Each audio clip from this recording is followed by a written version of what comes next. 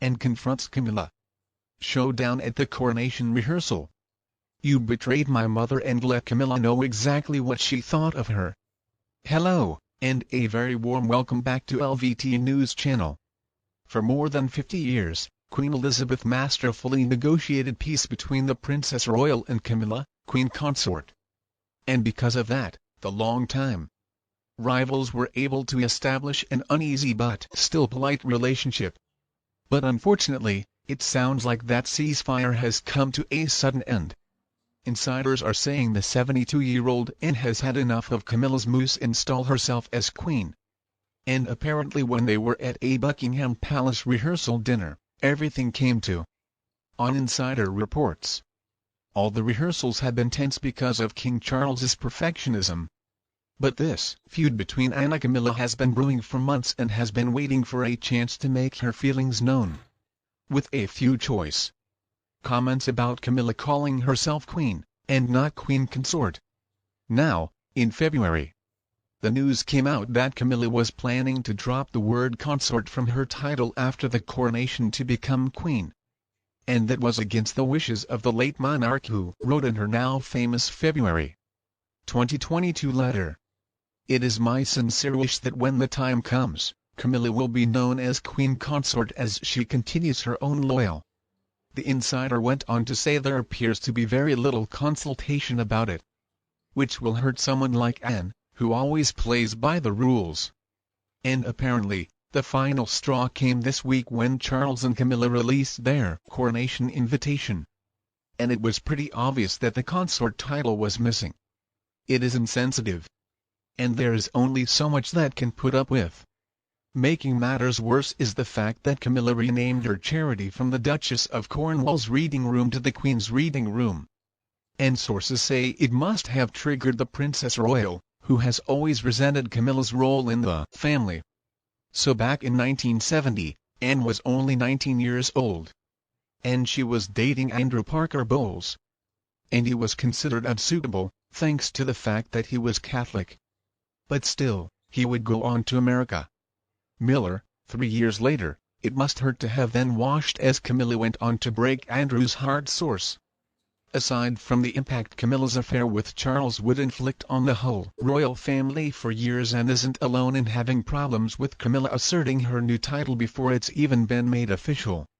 It's no wonder she took the opportunity at that rehearsal dinner to make it quite clear where she stands.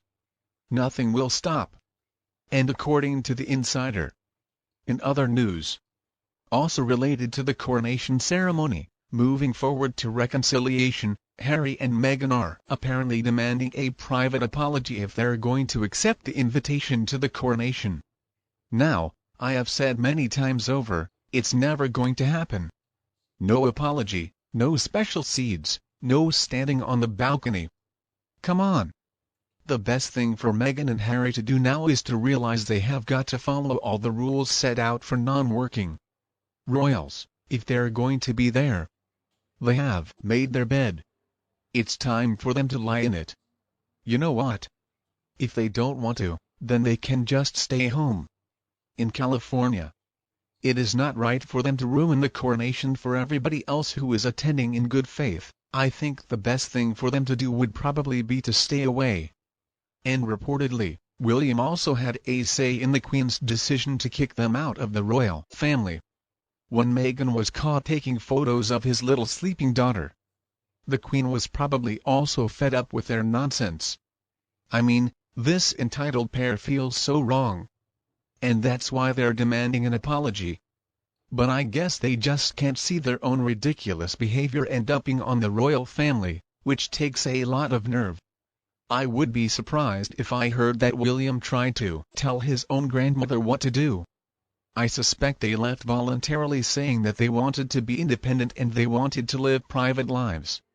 But there were incidents where Meghan was discovered in places that she was not supposed to be with a camera in hand.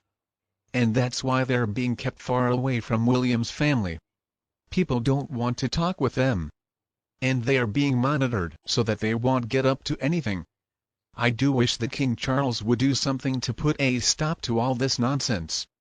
I mean, Meghan is a very disturbed individual, as you all know. I'm sure you guessed it.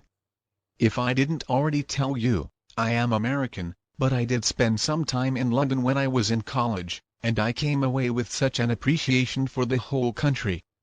So, please, King Charles, just put an end to this nonsense. Your people are just sick and tired of it. I have always wanted to stand up and shout off with their heads. It seems to me like that line would apply very well to make it. And, Harry, about right now. You know, when I think of Meghan and Harry and their lack of self-awareness, I'm reminded by something my grandmother used to say. She used to say a camel never sees its own hump. I mean, obviously. That does apply to Meghan and Harry because they believe they know everything. What does anybody in the world need to apologize to the two of them for? They're the traitors and the backstabbers. After all, they're the ones spreading all the lies and telling information. That's not anybody's business. Harry and Meghan have told so many lies. I lost count a long time ago, and they really hounded the late Queen and the late Prince Philip. I mean, I really do believe they sped up their deaths.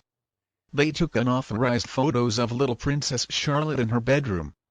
It's sick, and they have been caught with so many lies and nobody can trust them anymore. And because they are not directly in line to the throne and they're also not working royals, of course, they're not gonna be on the balcony. Also, the mendacious morons are moving more quickly toward their titles being permanently taken away. There is a bill conferring this option on the monarch, and it's moving a lot closer to its final reading in Parliament. There is not going to be any apology for the two of them, though, whether private or public. And actually, I kind of hope that Meghan and Harry stick to their story, that they're not going to come to the coronation unless their demands are met, because at least that means they should be coming at all. And I think most Brits would be thrilled at that news. At this point, nobody can trust them anywhere near the royal family. Who knows what they're going to say? Who knows what kind of stories they're going to make up for their next Netflix production or book? And sure, Harry probably did get an invitation, but that is just out of politeness. The fact that the coronation is the same day as artificial birthday gives them a great excuse to not come. And as for William, he is so protective of his family. It wouldn't shock me a bit if when he becomes king, he takes those titles away. That is something I don't think Charles is going to do. Because Harry is still his son, after all. And this demanding apologies is really blackmail.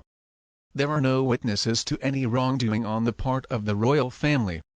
There is no evidence. Harry and Meghan are the only ones who believe themselves to be the victims in all of this.